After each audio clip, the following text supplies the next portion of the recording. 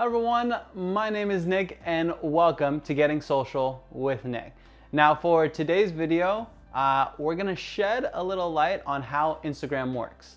Now I am not an insider. I do not work for Instagram, I just use it.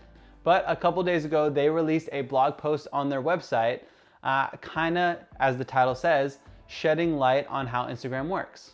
Now in the intro, they kinda give the reasoning behind why they're going to do this and keep doing it. It does say this is going to be the first of many blog posts, but they're trying to give people more information. If people don't have any information, they're going to draw their own conclusions. This is Instagram's way of kind of pulling back the curtain, albeit not super specific, but it is a start. Now this article goes over a lot of different things. I'm sure they're going to go over more stuff in the coming blog posts, but for this one, there was a lot of good information in it, and it was a really good read. I'll put it in the description. I'll be the first link. You should check it out, read it for yourself, and kind of draw your own conclusions from it. But my three biggest takeaways from this, I'm just gonna share it with you right off the bat. Now the first one is how they rank stories. Now up until recently, they loved, and they still do, love original content. They love people expressing themselves. They love sharing like behind the scenes. They love you giving people the story of your day. That's the title. That's what this whole thing was about. So up until recently, when you reshare your posts through stories, or you reshare other people's posts or watermark stuff, that it didn't do as well. They didn't value that type of story as much as they do with original content. But now they do see more value when you reshare your post in your story or repost other people's feed posts. They're kind of shifting the value of that content. So it's not just original content, it's also the reposting of your feed posts and other people's stuff. They find more value in that, and they're going to continue to adapt to what people value. The second one, and I feel like we heard this before, was always just kind of just a rumor. Watermark content on Reels does not work. So if you're just reposting directly your TikTok, which is efficient and time saving, but it will not do as well as if it was original and you made it through Reels, or there was no watermarks on it. So if you are gonna repost like a similar TikTok type of video, either find a software that removes the watermark, or just redo it real quickly. Now, it's kind of annoying reposting your content into multiple channels, but redoing that content, but it's the name of the game, so you gotta do it. Otherwise, it's just not gonna do as well and not reach its full potential, which it's not what you want, right? Now, the third and final thing, and I do think this is most important, is that they do mention that just because that you have certain insights one week does not mean those insights are going to match next week. They don't just magically go up, they fluctuate, and there will be dips. There'll be weeks where you get a lot higher impressions, but just because you have 100,000 impressions last week does not mean, nor entitle you to getting 100,000 impressions this week. Now, if you think about it, this makes complete sense, like with TV shows and sports teams. With TV shows, every season has to be better than the next. Otherwise, people are going to move on to different things. With sports teams, just because you won yesterday or last year does not mean that you're going to win this year. You got to put in the work. You got to surprise and entertain your fan base constantly. That's the name of the game, and it makes complete sense. And I'm really glad they threw this in because it's true. All right, so those were my top 3 takeaways that I got from this article, but we're gonna go over it section by section. Now the first section that they talk about is the wonderful, the magical, the algorithm. Now they do explain a little bit into it. They do explain that each section of their app has a different precise algorithm, which makes complete sense because the stories and the Explore are completely different. Like stories in your feed posts are people you follow, Explorers you not. They have to go out and find certain content that they think you're gonna interact with well. Same with Reels. Reels is a completely new beast, and it's mostly people you don't follow. So they have to go out and find content that they think that you're gonna like. So it does make sense that they have different algorithms for each little thing. albeit it was very generic literature, but I think it kind of has to be. And if they went into insanely specific detail, everyone would just do that, and then they have to change it. So having this a little bit as a mystery, I don't mind. I don't think that they're out to get certain people. I think that they're just trying to do the best that they got with what they got. So yeah, so that was the algorithm part. The next part is how they rank feed and stories. Now they do shed, they call it signals. They do shed light on specific signals that'll help boost your feed and story posts. Now feeds and stories, they do say it's pretty simple, that it's recent posts by people you follow. But then they take in certain information. Like I said, they call these signals. And from those signals, they kind of show what to show you first. Now it's stuff like information from the post, information about the person who posted, your activity, and your history with your interaction with those posts. Now, if you always like a photo every time that they post, they're gonna show this first. Now, if you just swipe past most of their content, then they're just going to wait to show you that because they don't think you're gonna interact with that well. Now with stories, as I kind of stated earlier, they kind of change from just promoting original content to now adding, when you repost your feed post or other people's content, to kind of put that in the same category as original content. They do now see value in those types of posts.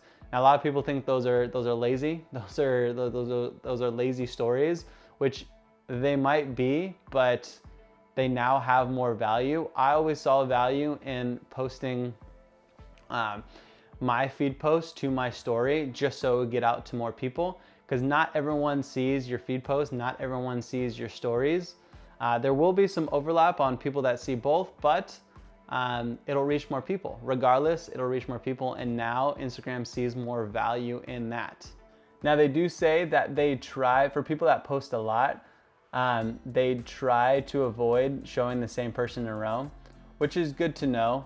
And after that, they kind of go into that they want people to express themselves, but not if it violates their community guidelines, which they're a private company. They could do whatever they want. Now there is only a few social medias, and they kind of always tend to lean the same way. But there are new ones popping up, so they do not have a monopoly on this kind of stuff. So if people are upset about it, they could always just go to those other companies. So yeah, so this last section, they kind of just, they want people to express themselves, but you have to obey the community guidelines and stop misinformation from going out, which I'm all for. Now the next one that we're gonna talk about is how they rank Explore, the wonderful Explore. Now the goal with Explore is to help you discover new things. It's purely made up of people you don't follow.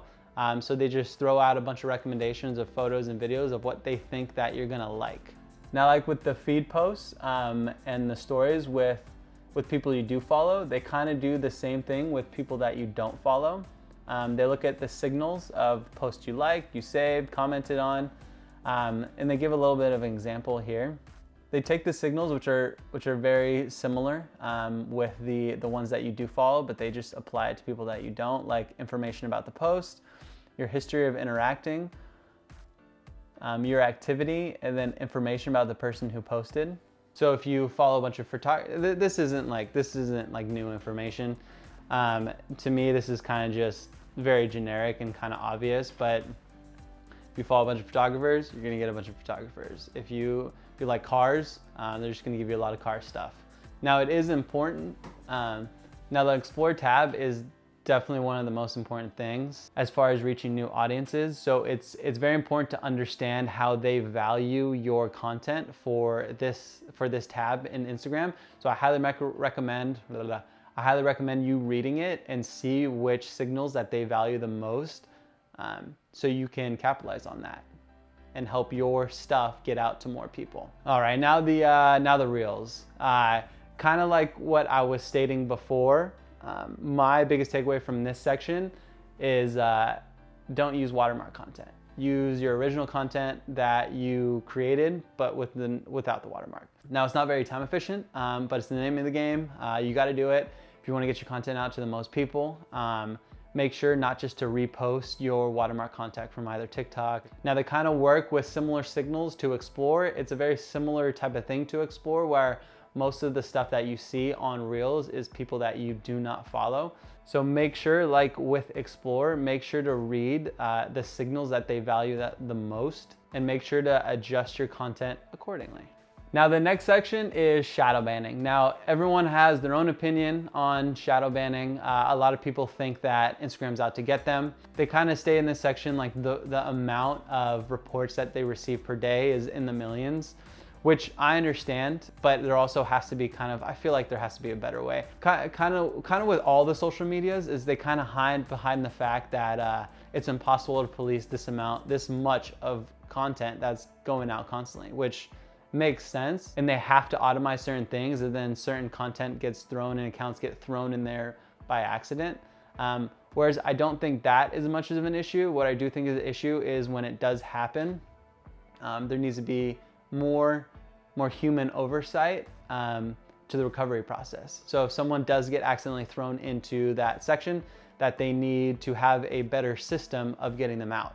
If you do think you were shadow banned, make sure to read this section specifically. Also, if you're worried that your type of content might fall into categories like this, just read it. They don't go too much into specifics, but hopefully they give more, like they did with Explore. Hopefully they give more examples, kind of see how the system works, which I do not think they will do, but I really think that they should, is show an example where they messed up, like so-and-so got shadow banned or thrown into this category of not promoting their posts. It was quote unquote misinformation or something like that. And they show the process of getting them out. I do think that would be insanely valuable. And then of course show an example of why this person got banned or whatever, and what rules they broke, and yeah, so forth. So I do think that first portion is so important to show. It's always important to show when you mess up and kind of take ownership of that and show people how to get out of that. Because it's bound to happen, but if you make it more difficult to get out of it, that's kind of on you, Instagram. All right, now this last section is how you can influence what you see. If you want to be very proactive on what you see on your feed and your stories, take these steps. This is helpful. This is super helpful. And as creators, you can take this information and run with it. Kind of like with YouTube, how people always tell you to ring the bell for notifications. Look at this and try to figure out how you can convince your audience to do the things where you get seen by more people. This is gold. This is the best portion. This is everything. So read it, write it down, and use it. All right, and that is it. That's the entire article. Now they are going to come out with more articles, but we'll cover that in a later date. Now, if you like this video and you saw value in it, just make sure to like and subscribe for more content. And if you have any questions, make sure to throw them in the comment section and I will try to get to them. Thank you for watching, and I'll see you next time. Peace.